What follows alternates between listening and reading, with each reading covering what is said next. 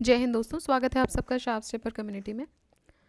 हम डिस्कस कर रहे थे जनरल साइंस घटना चक्र और आज जो हम चैप्टर डिस्कस करेंगे that is the chapter of sound. So इसके अलावा देखिए हम ज्योग्राफी की घटना चक्र डिस्कस कर रहे हैं इवनिंग में। और तीन प्लेलिस्ट आपके लिए अवेलेबल हैं, हिस्ट्री, इकोनॉमिक्स, इकोलॉजी, आप चेक कर सकते हैं उसको जाके। और इसके अलावा करंट अफेयर्स में आई दृष्टि घटना चक्र करंट अफेयर्स की भी हमने एक पूरी प्लेलिस्ट बना के रखी हुई है, तो वो भी आप देख सकते हैं। तो उसमें लास्ट 1 ईयर का जो भी करंट अफेयर्स रिलेटेड डेटा है वो वहाँ पे आपको मिल जाएगा। हालांकि अपडेट होता रहता है विद टाइम, जैसे ही कुछ और आएगा सो अपडेटेड वर्जन हम इसका लेकर आएंगे, बट एज ऑफ नाउ वो आपके लिए अवेलेबल है। ठीक है, सो स्टार्ट करते हैं with a new chapter that is sound. तो देखिए, साउंड की अगर हम बात करें तो साउंड जो होता है वो वेव्स के फॉर्म में ट्रेवल करता है, राइट। और जैसे अभी आपको मेरी आवाज़ आ रही है तो क्या हो रहा है, एक हियरिंग सेंसेशन प्रोड्यूस हो रहा है आपके in that form of energy, that is sound. हालांकि बहुत सारे इसकी प्रॉपर्टीज़ हैं। सो अगेन हम क्वेश्चन बैंक से ही इसको देखेंगे, विद द PYQs ही हम इसको डिस्कस करेंगे। So let's start with the first question. Put an ascending order of speed of sound in the mediums. तो आपको असेंडिंग ऑर्डर में स्पीड ऑफ साउंड बताना है। Water, steel, nitrogen. So speed of sound different होता है, अलग अलग तरीके के मीडियम में अलग अलग स्पीड से साउंड ट्रैवल करता है। मैक्सिमम होता है सॉलिड्स में, मिनिमम होता है गैसेस में। जो स्पीड ऑफ साउंड होता है depends upon the density of the medium also, जिससे वो ट्रैवल कर रहा होता है। जिसकी हायर डेंसिटी होती है वहाँ पे जो साउंड है वो उस डेंसिटी, मतलब अगर डेंसिटी हायर है, आपको लग रहा है किसी चीज़ की डेंसिटी ज़्यादा है तो वहाँ से पास होने में दिक्कत होती नहीं। साउंड के साथ क्या है कि जितनी डेंसिटी ज़्यादा होगी उतना ही साउंड ट्रैवल करेगा फास्टर, और जितनी डेंसिटी कम होगी, जैसे गैस में बहुत मिनिमम ट्रांसफ़र होता है तो वहाँ की डेंसिटी कम होती है। Sound will have the highest velocity in vacuum, air, water या स्टील। देखिए, जो स्पीड होती है साउंड की वो वेरी करती है, अगेन मीडियम टू मीडियम। सबसे ज़्यादा स्लोली गैसेस में जाता है, ट्रैवल सबसे ज़्यादा फास्टर करता है लिक्विड्स, और फास्टेस्ट ट्रैवल होता है उसका सॉलिड्स में। सो साउंड ट्रैवल करेगा अप्रॉक्सीमेटली 331 मीटर पर सेकेंड एयर में, 1531 मीटर पर सेकेंड सी वाटर में, और 5950 मीटर पर सेकेंड आयन में, क्योंकि ये सॉलिड है। Velocity of sound in air is approximately, तो अभी हमने देखा कि एयर में गैसियस मीडियम है तो एयर में कितना करेगा, 330 मीटर पर सेकेंड। मैक्सिमम किस में होती है वेलोसिटी ऑफ साउंड, मैक्सिमम होती है मेटल, चूँकि यहाँ ऑप्शन दिया हुआ है मतलब सॉलिड में हम मान सकते हैं कि मैक्सिमम होती है। If VA, VW and VS ये रिस्पेक्टिवली स्पीड हैं साउंड की एयर, वाटर और स्टील में, तो क्या फॉर्मूला बनेगा। ठीक है, मतलब क्या आपकी इक्वेशन बनेगी बेसिकली। तो इक्वेशन ये बनेगी कि VA is less than VW मतलब V water, and it is less than VS मतलब steel. In which medium the sound of speed of sound is maximum at a temperature of around 20 degree centigrade.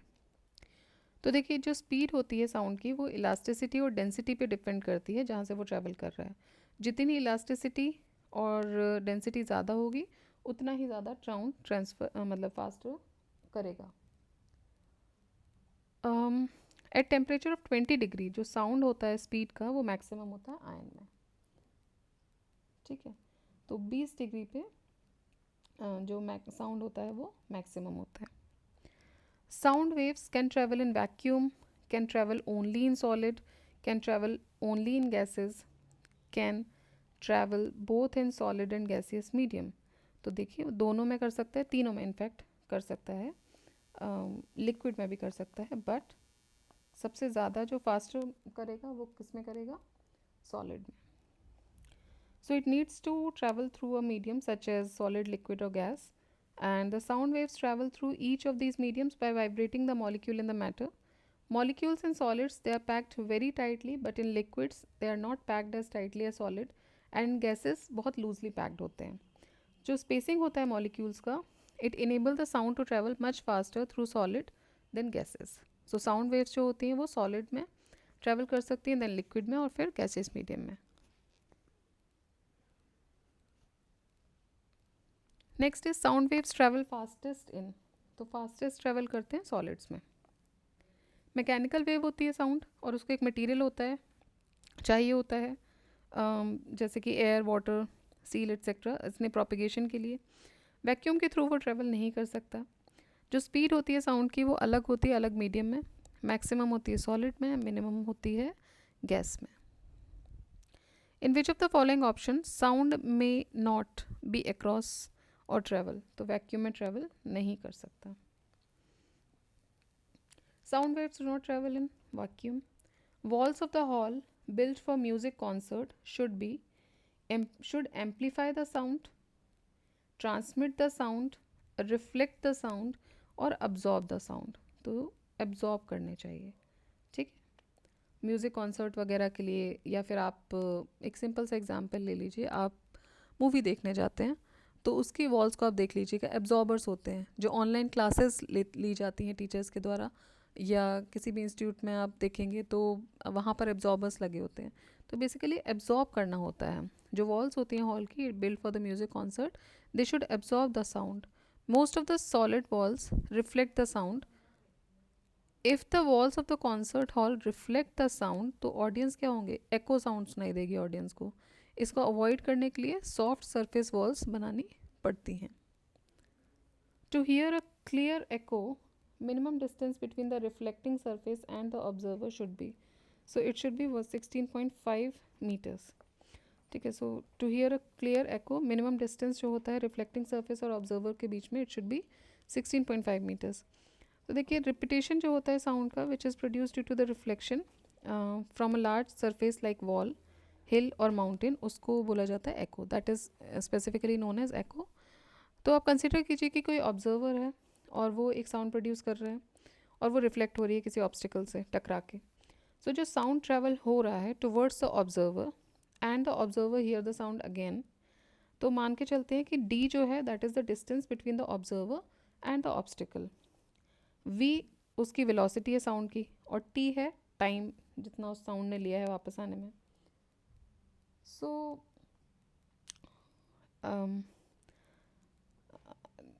Okay, T is the time taken by sound to and fro motion. Then जो velocity होगी sound की वो हम कैसे, किस formula से denote करेंगे, v equals to 2d by T.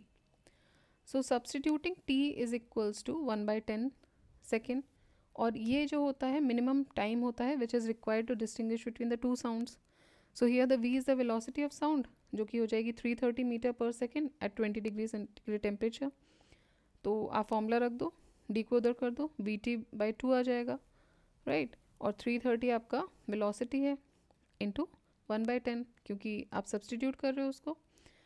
So 16.5 metre आपका, या 17 meter approximately, it should be the minimum distance.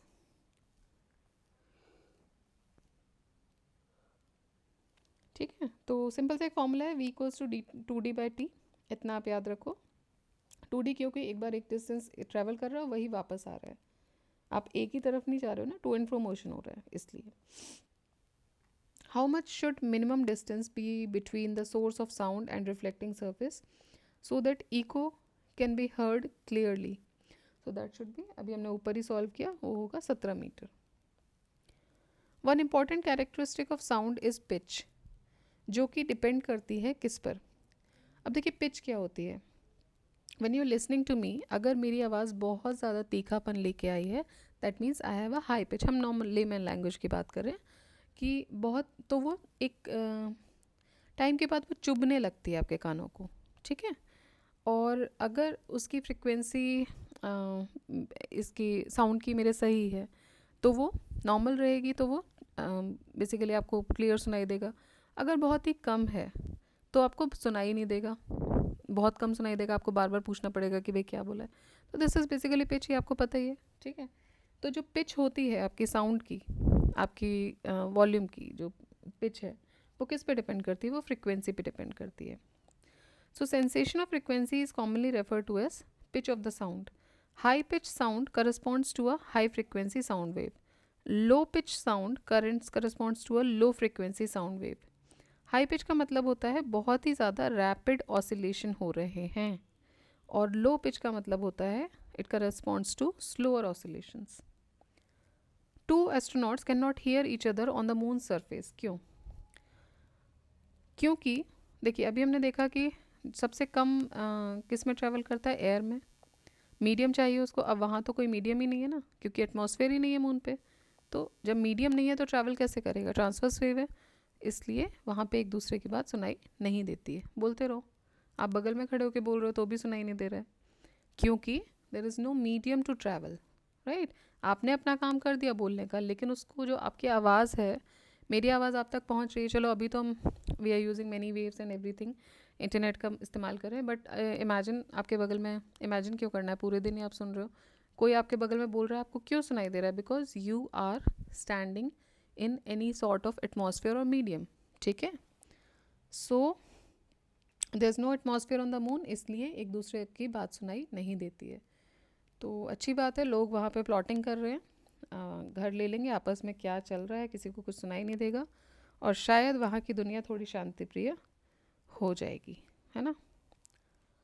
So the air on the earth allows sound waves to move from one point to another. However there is vacuum on the surface of the moon, तो कोई भी sound नहीं सुनाई देता. तो ये जो शोर से आज हम परेशान हो रहे हैं, जूझ रहे हैं, वो मून पे शांति रहेगी अनटिल एंड अनलेस इंसान कोई जुगाड़ ना कर ले. An astronaut can not here his companion at the surface of the moon. तो अब तो सेम इक्वेशन हो गया, आगे बढ़ सकते हैं. Consider the following statement. A flute of smaller length produces waves of lower frequency. Sound travel in rocks in the form of longitudinal elastic waves only. एक भी इसमें से सही नहीं है. देखिए, a flute of long length produces the waves of higher wavelength.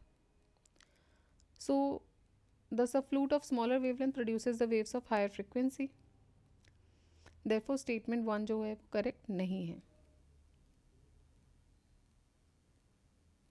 ठीक है, क्योंकि वेवलेंथ के इन्वर्सली प्रोपोर्शनल होता है.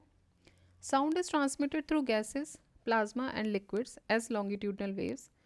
थ्रू सॉलिड्स जैसे कि रॉक्स में, however it can be transmitted as both longitudinal as well as transverse waves. So option में क्या था? Okay, in the longitudinal elastic waves only. नहीं, दोनों में कर सकते हैं, लॉन्गिट्यूडनल में भी, ट्रांसवर्स में भी. Consider the following statements about ultrasonic waves. They can destroy the insect. They can clean clothes by removing dust. They can be used to treat diseases. They can control automatic doors. So सारे ही सही हैं. Ultrasonic waves की अगर हम बात करें, insects को destroy कर सकते हैं, डस्ट रिमूव करके कपड़ों को साफ कर सकते हैं, डिसीज़ को ट्रीट किया जा सकता है, ऑटोमेटिक डोर्स को कंट्रोल किया जा सकता है. देखिए, साउंड वेव्स जो हैं वो 3 कैटेगरीज में डिवाइडेड हैं, जो कि अलग अलग फ्रिक्वेंसी रेंज को कवर करती हैं. ऑडिबल वेव्स जो कि 20 हर्ट्ज से 20,000 हर्ट्ज तक होती हैं. इंफ्रासोनिक लेस देन 20,000 20 हर्ट्ज, और अल्ट्रासोनिक मोर देन 20,000 हर्ट्ज. तो आप सुन जो पाते हो वो 20 से 20,000 के बीच का सुन पाते हो. इससे कम होगा तो उसको इंफ्रासोनिक बोलेंगे, इससे ज़्यादा होगा तो अल्ट्रासोनिक बोलेंगे. अल्ट्रासोनिक वेव्स जो होती हैं वो इंसेक्ट्स हटाती हैं, डिस्ट्रॉय करती हैं, कपड़ों को क्लीन कर सकते हैं by removing the dust, diseases treat कर सकती हैं, ऑटोमेटिक डोर्स के कंट्रोल कर सकती हैं, detection of aircraft and submarine, then determination of depth of sea etcetera. So ये जो रेंज है आपको याद रखनी है, आप 20 से 20,000 तक का सुन सकते हो. अल्ट्रासोनिक्स और साउंड वेव्स ऑफ फ्रिक्वेंसी, तो अल्ट्रासोनिक 20,000 से ज़्यादा की होती है, मोर देन 20,000. अब ये पूछ रहे हैं ऑडिबल रेंज क्या है ह्यूमन की, तो अभी हमने देखा 20 हर्ट्ज से 20,000 हर्ट्ज तक. अ biotechnic in which ultrasonic sound is used, वो होती है सोनोग्राफी. देखिए, सोनोग्राफी अल्ट्रासोनोग्राफी के is an important mean of clinical diagnosis. ये ultrasound it is diagnostic imaging technique based on the application of ultrasound. It is widely use in the field of medical science और mainly ये use होती है to provide a variety of information about the health of a women during the pregnancy, health and development of embryo, foetus, इस सब चीज़ों को आप detect कर सकते हो. ठीक है.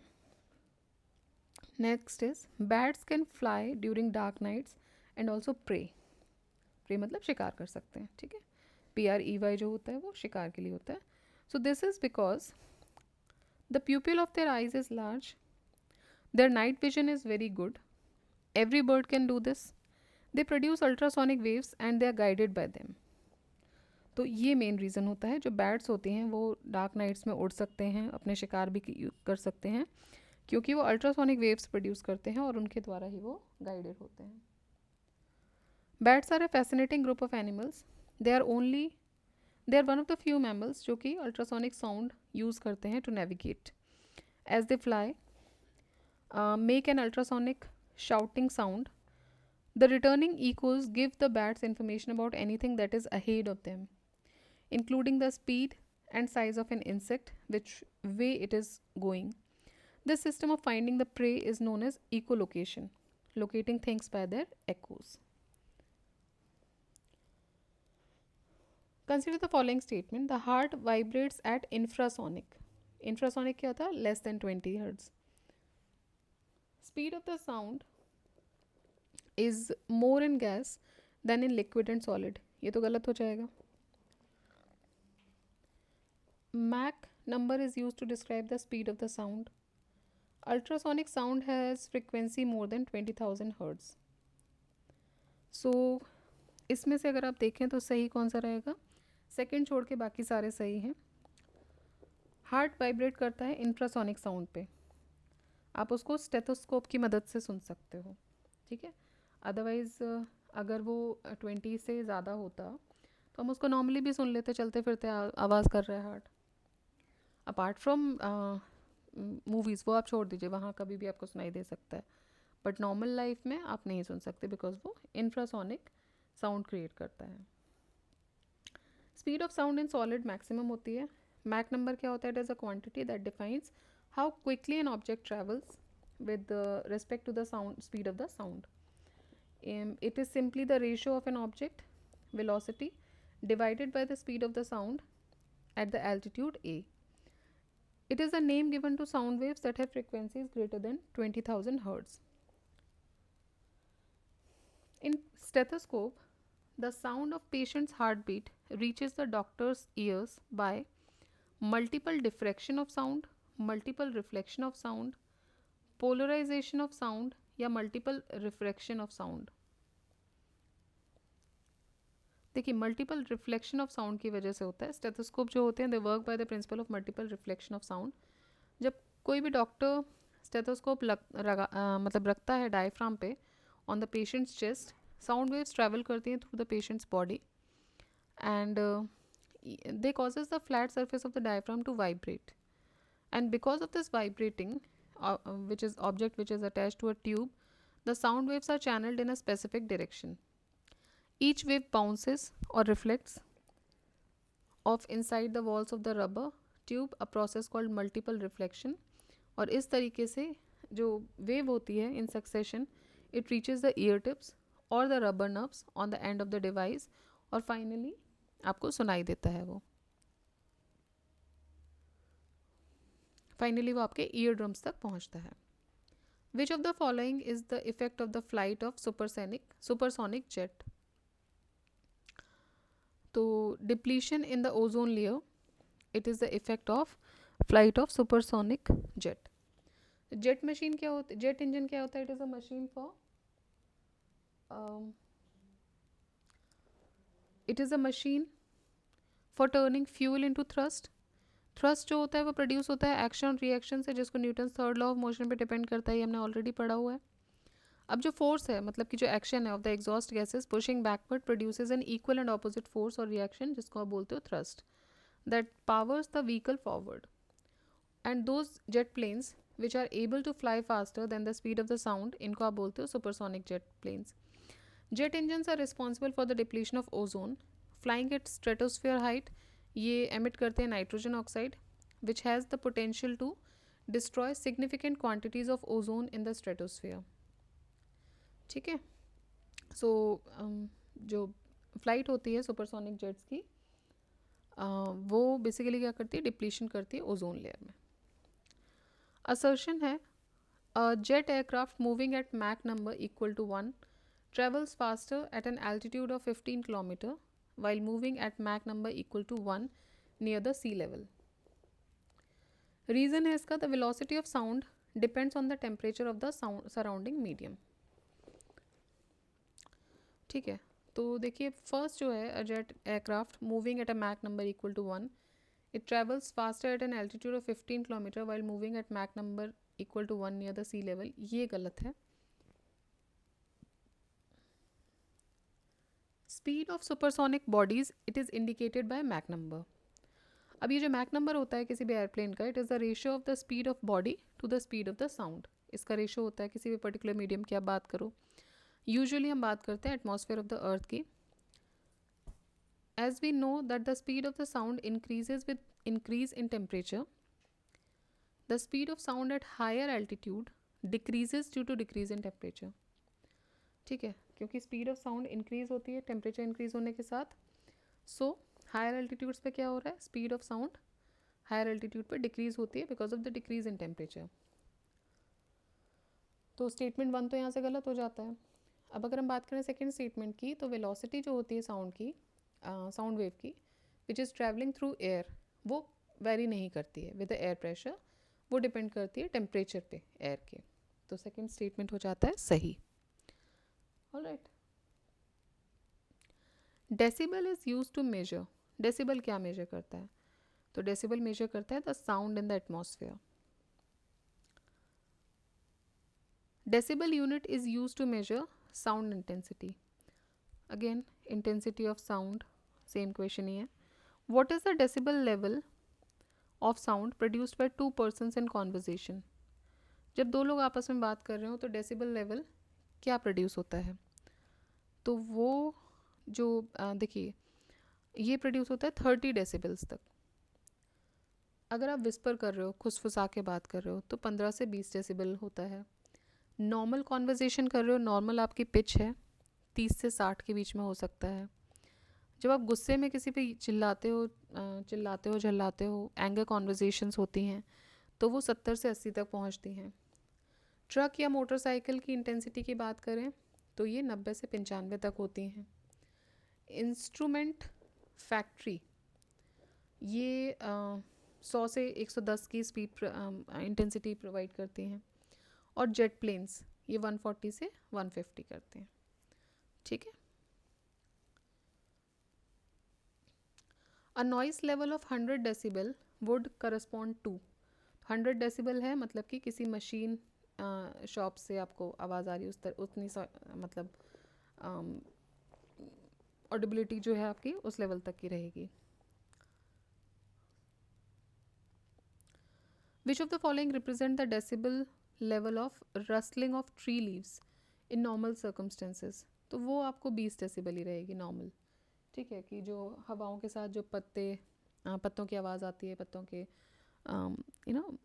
क्या बोलेंगे उसको, मुझे उसका हिंदी का वर्ड याद नहीं आ रहा. रसलिंग ऑफ ट्रीज मतलब पत्ते जब लहलाते हैं तो उनकी जो आवाज़ आती है वो आपको 20 डेसिबल्स तक सुनाई देती है. तो देखिए नॉर्मल सर्कमस्टेंसेस में जो डेसिबल लेवल होता है of rustling of tree leaves वो 20 डेसिबल होता है. A decibel dB is 1/10 of a bel. Okay. which is the unit of sound intensity named in the honor of Alexander Graham Bell. Okay. As per WHO, safe noise level for a city. WHO के हिसाब से किसी भी city के लिए safe noise level क्या होगा, तो वो होगा 45 decibels. The tolerable limit of noise for human being. Tolerate आप कहाँ तक कर सकते हो, 85 डेसिबल्स तक. मतलब एंगर कॉन्वर्जेशंस जो हैं उस लेवल तक ही आप टॉलरेट कर सकते हो. Intensity of sound in normal conversation is 30 to 60 decibel. 50 decibel is enough to wake up a sleeping person. To remain continuously in the sound of 80 decibel proves to be harmful. 90 decibel is the maximum limit to tolerate any noise by human being. ठीक है, इसीलिए बोला जाता है कि आप बहुत ज़्यादा हाई वॉल्यूम पे ईयरफोन्स लगा के कुछ ना सुने, बिकॉज वो डेसिबल जो लिमिट है वो बढ़ती चली जाती है।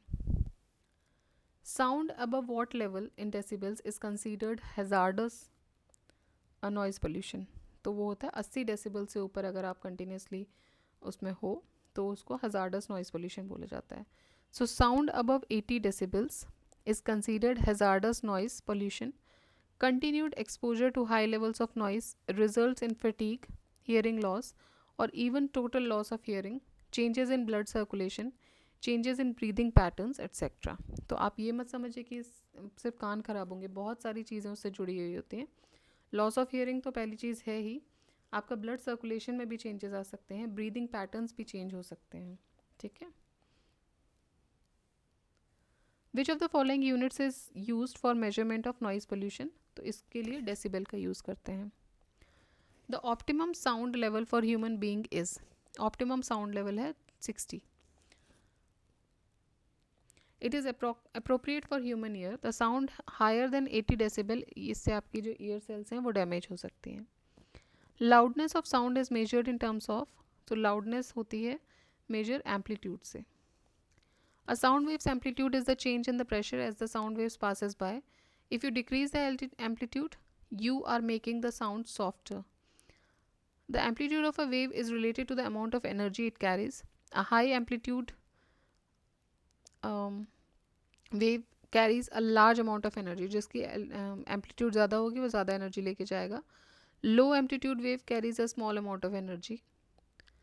And average amount of energy passing through a unit area per unit of time in a specified direction, इसको आप बोलते हो इंटेंसिटी ऑफ द वेव। जैसे जैसे एम्पलीट्यूड जो साउंड का है वेव का वो इंक्रीज होता है, इंटेंसिटी ऑफ साउंड इंक्रीज होने लगती है। साउंड्स विद हायर इंटेंसिटी वो they are perceive to be louder. ठीक है, जिनकी इंटेंसिटी ज़्यादा होती है उनको हम लाउड परसीव करते हैं। मतलब कि पिच की बात करें, जो हमने पहले बात की थी क्वेश्चन में, कि पिच ज़्यादा होती है मतलब किस पे डिपेंडेंट है, इंटेंसिटी पे, फ्रीक्वेंसी पे। So relative sound intensities are often given in units named decibel. Next, a worker working on the rail track, a boy at a distance holds his ear near the rail track. This boy was able to hear the sound of the blow of workman twice. ऐसा क्यों? क्योंकि जो speed है sound की वो steel में ज़्यादा होती है देन द एयर। ठीक है।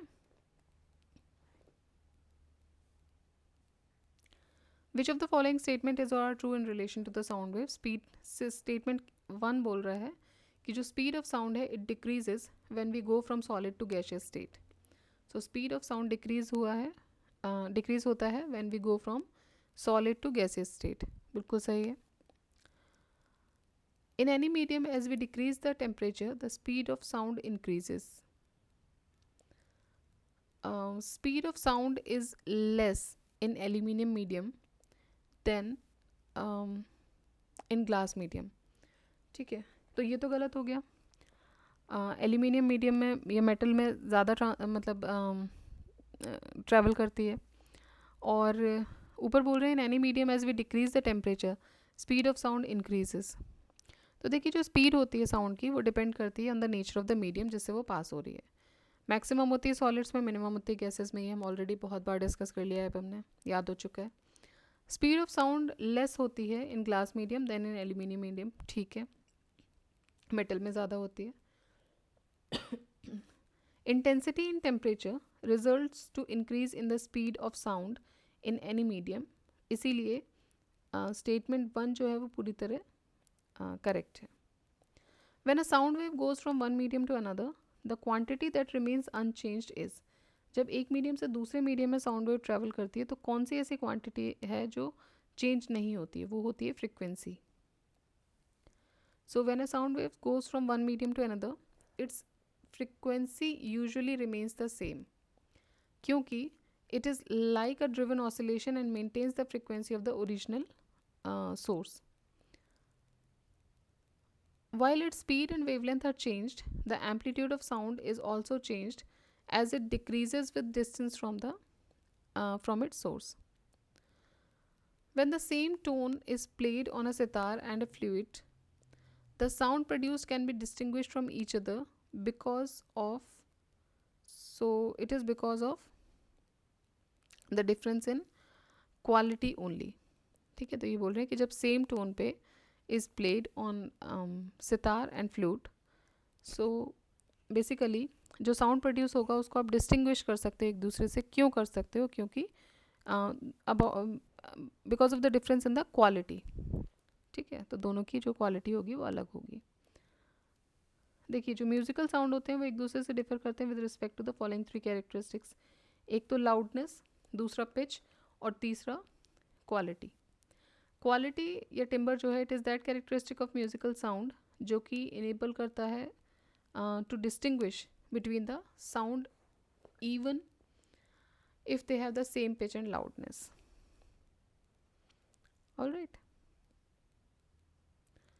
The basic units of sound are called, basic units को बोलते हैं हम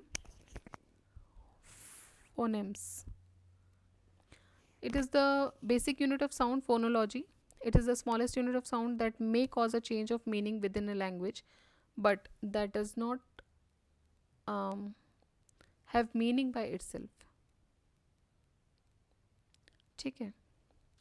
Assertion reasoning का क्वेश्चन है. Reverberation mainly feels in large churches and in other large buildings. The walls, roof and the ground may cause multiple sound reflections. तो बिल्कुल सही बात है. जो वॉल रूफ पे जो भी मल्टीपल साउंड रिफ्लेक्शंस हैं वो भी आपको बेसिकली मतलब कहने का मतलब ये है कि जो रिवर्बेशंस होती हैं वो ये बोल रहे हैं कि mainly it feels in large churches, large buildings में आप कर रहे हो, क्योंकि जो वॉल, रूफ और ग्राउंड होते हैं वो मल्टीपल साउंड रिफ्लेक्शंस करना बंद कर देते हैं, शुरू कर देते हैं, मतलब they cause multiple sound reflections. ठीक है. So both are correct. Reverberation क्या होता है? It is a result of multiple reflections. Sound wave is an enclosed और semi enclosed environment like large church or in other big buildings will be broken up as it is bounced back and forthcoming among the reflecting surfaces. So reverberation क्या होती है? It is an effect which is multiplicity of echoes whose speed of repetition is to be quick for them and to be perceived as separate from one another. ठीक है. Consider the following statement. A widely used musical scale called diatonic scale has seven frequencies. The frequency of the tone SA is 256 Hz and that of NI is 512 Hz. Which of the statements given above is or are correct? ठीक, तो ये इसका answer हो जाएगा neither 1 nor 2. ये बोल रहे हैं कि a widely used musical scale called diatonic scale, इसमें 7 frequencies होती हैं. Now the frequency of the tone sa means सारे गामा पाधा नी सा वाला. ठीक है, तो सा is 256 Hz, नी की होगी 512 Hz. So basically most common musical scale जो होती है वो diatonic ही होती है. इसमें 8 notes होती हैं और tones होती हैं and the ratio between the last and the first note is 2:1. इसीलिए इसको octave बोलते हैं. Major diatonic scale जो होती है it consists of notes with frequencies in the ratio 1, 9:8, 5:4. तो ये सब टेक्निकल है, उतना आपको नहीं पता है तो जाना भी नहीं, याद नहीं करना है. और लास्ट में होती है 2 relative to a keynote. The series of notes is defined as C, D, E, F, G, A, B, C, मतलब कि सा रे गामा पाधा नी सा. अब जो हायर फ्रिक्वेंसी होती है सा, इसको बोलते हैं octave of the lower sa. If the frequency of first note is set at 256, then that of the note Ni, nickel, nickel क्या मतलब बेसिकली वीट से सारे गामा पाधा नी सा, सो वो होगी 480 हर्ट्ज. और जो फ्रीक्वेंसी होगी ऑक्टेव सा 1 की वो होगी 512. सो अबव एक्सप्लेनेशन ये दिखाता है that both the given statements are incorrect. When TV is switched on, audio and video both start simultaneously. तो जब टीवी स्विच ऑन होता है ऑडियो और वीडियो स्टार्ट होते हैं simultaneously. In the old models of television audio was heard immediately but video starts as it needs some warm up time. But modern television में audio synchronizer का use होता है correct करने के लिए. In television broadcast the picture signals are transmitted by. Picture signals कैसे transmit होते हैं? एम्पलीट्यूड मॉड्यूलेशन के थ्रू, AM के थ्रू. ठीक है, टेलीविजन ब्रॉडकास्ट में जो पिक्चर सिग्नल्स होते हैं वो AM के थ्रू होते हैं. जैसे FM होता है फ्रिक्वेंसी मॉड्यूलेशन, ऐसे ही AM होता है एम्पलीट्यूड मॉड्यूलेशन. ऑडियो सिग्नल्स जो होते हैं वो फ्रिक्वेंसी मॉड्यूलेशन के थ्रू ट्रांसफ़र होते हैं. The technique use to transmit audio signals in television broadcast is. So it is television broadcast में जो ऑडियो सिग्नल्स के लिए होता है वो होता है FM. ठीक है, so that is frequency modulation. तो देखिए ये कुछ क्वेश्चंस थे. रिविजन 44 क्वेश्चन में थोड़ा स्लिप ऑफ टंग बहुत ज़्यादा हो गया, so excuse me for that. और बाकी आपके क्वेश्चंस जो हैं related to the chapter of sound ये कंप्लीट हो चुके हैं. सो आपको रिवाइज करते रहना है. ठीक है, और देखिए ज़्यादा से ज़्यादा शेयर कीजिए. अभी तो number of videos number of subscribers को एक्सीड कर चुके हैं. आई डोंट थिंक कि इतने वीडियोस कोई देता है at a very short range जितने में हम लोग कोशिश कर रहे हैं डालने की. तो हम लोग मतलब यू आर माई फैमिली, आप देख रहे हैं, मैं डाल रही हूँ, बट यू नो कुछ तो आप शेयर कीजिए, कुछ तो हेल्प कीजिए यहाँ से भी. बिकॉज हेल्प का मतलब ये है, देखिए अगेन आई वुड से कि बहुत मोटिवेशन होता है अगर आप मतलब किसी भी तरीके से आपको हेल्प कर रहा है, वो चीज़ मुझे पता चल रही है, तो वो एक तरीके का मोटिवेशन है. ऑलराइट, सो मोटिव जो अभी ये है, मोटिव ये है कि भाई लास्ट तक पहुँचे, लोगों तक पहुँचे, हेल्प हो इससे कुछ भी. क्योंकि अभी तो सिर्फ हम PYQs ही डिस्कस कर रहे हैं. PYQs के बाद बहुत सारी चीज़ें हैं जो हमें डिस्कस करनी है. ये बस मैं एक गो में करके रखना चाहती हूँ बिकॉज ये आपके पास एक पूरी प्लेलिस्ट अवेलेबल हो जाए इसलिए. सो इसके अलावा भी बहुत सारी चीज़ें हमको करनी है फ्यूचर में. तो I need your support for this and hopefully आप करेंगे भी. सो कोशिश कीजिए ज़्यादा से ज़्यादा शेयर कीजिए लोगों में, और जहाँ जहाँ ज़रूरत है वहाँ वहाँ पहुँचाइए. ठीक है, that is very important for the creator as well, क्योंकि मुझे पर्सनली बहुत अच्छा लगता है जब आपके फीडबैक्स मिलते हैं. सो it is open for feedback. जो भी चीज़ें हैं आपको गलत सही जो भी लग रहा है आप बता सकते हैं. And do share, do subscribe and like the video, because like नहीं आते हैं बिल्कुल भी. आप देख रहे हैं, जाने से पहले एक लाइक कर सकते हैं, शेयर कर सकते हैं. और देखिए जल्दी ही हम ये भी कंप्लीट करेंगे ही. अभी तो साइंस हमने स्टार्ट किया है, बट जल्दी ही ज्योग्राफी भी हमारा कंप्लीट होने वाला है. So we'll start with the last Ghatna Chakra of this series, static series, that is polity. Alright, so इसी के साथ इस वीडियो को यहीं ख़त्म करते हैं. तब तक आपको क्या करना है, आपको रिवाइज करते रहना है, चलते रहना है, आगे बढ़ते रहना है. ठीक है, जय हिंद, जय भारत.